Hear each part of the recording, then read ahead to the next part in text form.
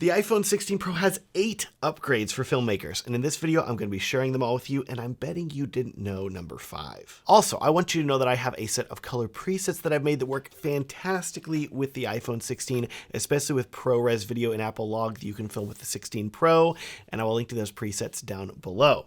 Let's start with the biggest upgrade, and you can probably guess it. I'm not going to keep you waiting for it, and that is the addition of 4K recording now in 120 frames per second.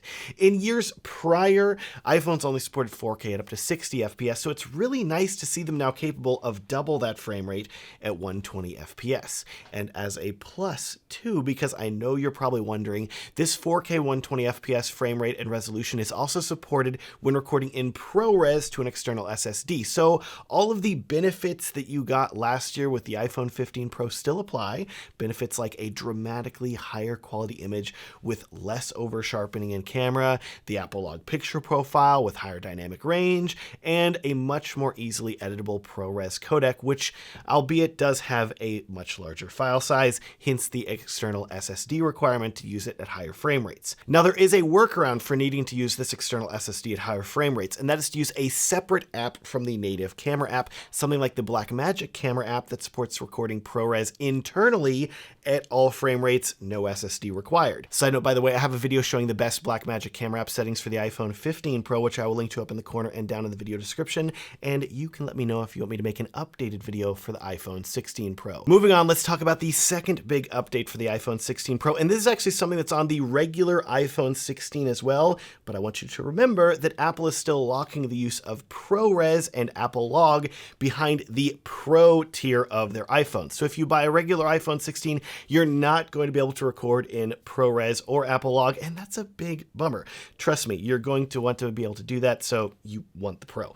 Anyways, this new feature of the iPhone 16 and 16 Pro is the addition of a new button. Yes, after decades of not adding new buttons and actually removing buttons with the iPhone X, remember that, with the iPhone 15 Pro, Apple added the Action button, and now with the iPhone 16, Apple is adding a dedicated camera button. This isn't just a button though, it also has a touchpad on it, so you can swipe your finger across it to adjust settings, and for filmmakers, I think this is going to be so powerful because the examples that Apple showed whenever they were talking about it included the ability for the button to be half pressed to lock things like exposure and focus, and in addition, because you can swipe it as well, Apple showed that you could change between camera lenses and other settings too.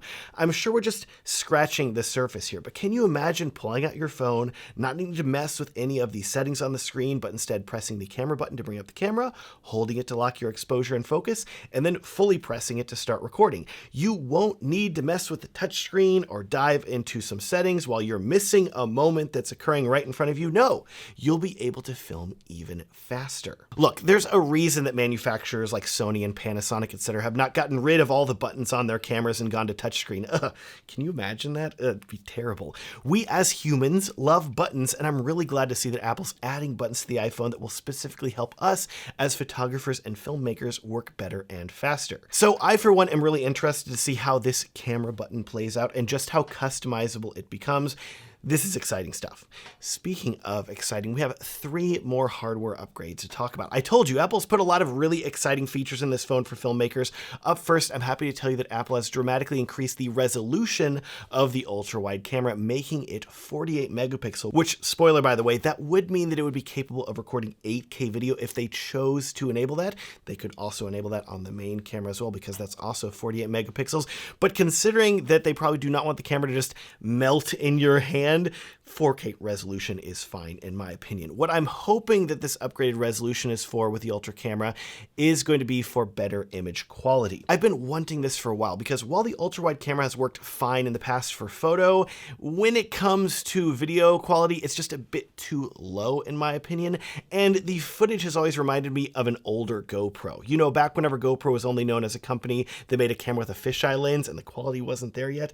Don't get me wrong, GoPro cameras are great, especially now, but back in the day, the footage from them was a little rough and that's how I felt about the iPhone ultra-wide camera. I generally avoided using it. So like I said, my hope is that the ultra-wide camera on this new iPhone 16 Pro is even better, and once I've had the camera in my hands to test it, I can let you know. Next, sticking with the cameras, there is another hardware upgrade that we need to talk about, and that is that Apple says that the main camera has a second generation optical image stabilizer system, which hopefully means that we can expect even smoother and more stable footage from the phone.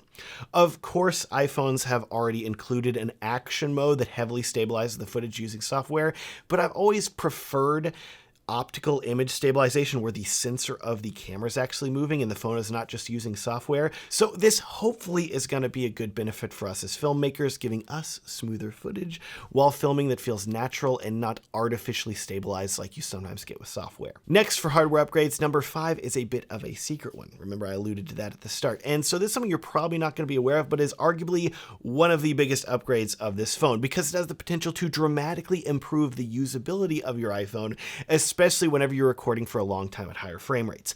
This upgrade is the addition of a graphite and aluminum substructure to the phone, which dramatically improves heat dissipation. And what creates a lot of heat? Filming in high resolutions at high frame rates. So this upgraded structure means you should be able to record video for even longer without the phone overheating, which is great to see. Subscribe if you want to see an overheating test of the iPhone 16 Pro. Now, the reason that I'm excited about this heat dissipation upgrade on the iPhone is that Apple is not the first company that has done this. In fact, it was Sony who I first heard of implementing tech like this in their a7S III camera, which, if you'll remember, Sony struggled, we'll say, with overheating for a long time in their cameras, but whenever the a7S III came out, it was extremely resistant to overheating. Even filming outdoors at very high temperatures at high frame rates, I did a whole overheating test of that camera in 100+ degree outdoor surface of the sun temperatures here in Texas, and it was fine, even without the camera having a fan, all thanks to the graphite heat dissipation technology that Sony had implemented internally in the camera.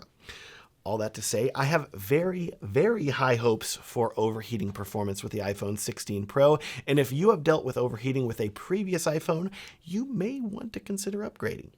Last but not least, now in terms of hardware upgrades for filmmakers on the iPhone 16 Pro, what is the most important part of any video? The audio. Which is why I was very excited to see that Apple says they have upgraded the microphones on the iPhone 16 Pro, and there are now 4 studio quality microphones included on the phone.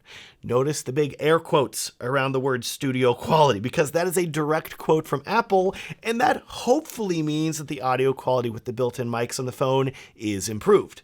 Apple says that these mics have a lower noise floor and better wind noise reduction, which should result in better quality, so we'll have to see how they do whenever I actually get the phone in my hands.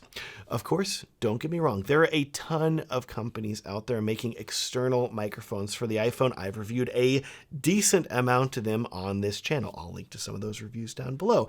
But as someone that films a lot of Instagram Reels, I'm often in a rush and I'm just using the built-in microphones on the phone. So if you are like me and you film a lot with built-in mics on your phone, any upgrade that we can get to these microphones to improve the quality is a great thing, and I'm really interested in seeing what studio quality means. Can we record a podcast now with our phone? I highly doubt that, but still, any improvement is great to see in this area because audio quality is so important to any video. Now, speaking more about audio quality, we are done talking about hardware upgrades for the iPhone, but we have more software upgrades to talk about because Apple has added even more features in software that filmmakers are going to love. And if you are keeping track, this is upgrade number 7 for the iPhone 16 Pro. Keeping on the audio trend to start, Apple says they've added a new audio mix feature that you can use to isolate audio of people speaking, and to me, this sounds like a feature reminiscent of Adobe's podcast AI tool or DaVinci Resolve's voice isolation effect, which will clean up any background noise and make the audio of anyone speaking sound better. On the iPhone, you can choose to have the audio focus only on the people that are in the frame, make it sound like you're at a studio, or even focus all the sound that's being recorded around the camera toward the front of the screen, like how a movie's surround sound audio is formatted. Tools like this can work really well, but they can also make people sound like robots very quickly if they're not tuned properly, so I am cautiously skeptical of this new audio mix feature and very excited to test it. Anyways, let's move back to video features because the next software upgrade has to do with video. And side note, by the way, some of these features may be coming to previous iPhones as well, but I still think it's good to cover them here. So you're getting a little iOS 18 upgrade feature video 2 here, I guess. This is so great to see. Let me just say, because I've had to use separate apps in the past to do this, the iPhone 16 now includes the ability for you to slow down high frame rate footage in camera after you have recorded it. Yes! So you now don't need to copy your high frame rate footage to your computer video editing software to slow it down. No. All you have to do is go into the playback screen for your video on your phone, and then you'll be able to change the frame rate that your video is playing back at. It's awesome, and it's one of those features that a lot of us, I'm sure, are wondering, why the heck has this taken so long to implement? Thank you for at least getting it done now, Apple. This is great. Hey, here now. So as you can see, Apple has added a ton of video-centric features to the iPhone 16 Pro, 8 by my count. And I think this year is a really solid upgrade on the filmmaking front. That said, I can completely understand where other reviewers are coming from, because whenever you look at the iPhone 16 Pro, overall, it isn't as exciting as previous years when it comes to general upgrades. But the main thing that I would keep in mind is that if Apple was sticking to their older iPhone update system, where they would release a new phone and then an S version of that phone that had improved internals but less major changes, keep in mind that the iPhone 16 Pro would actually be the 13S, which kind of help explain why it's not a massive upgrade. Maybe the bigger changes will come next year? Regardless, like I said at the start of this video, if you're a filmmaker, I think the iPhone 16 Pro is a really solid upgrade, especially if you are not coming from the iPhone 15 Pro. Because if you're coming from the 14, 13, 12, anything earlier, even an Android phone, once you get access to Apple Log with ProRes, this is some of the best quality video that you can record from any phone, and I think you are absolutely going to love it. Please subscribe if you want to see my full review of the iPhone 16 Pro for filmmakers. Thanks so much for watching, and have a great day.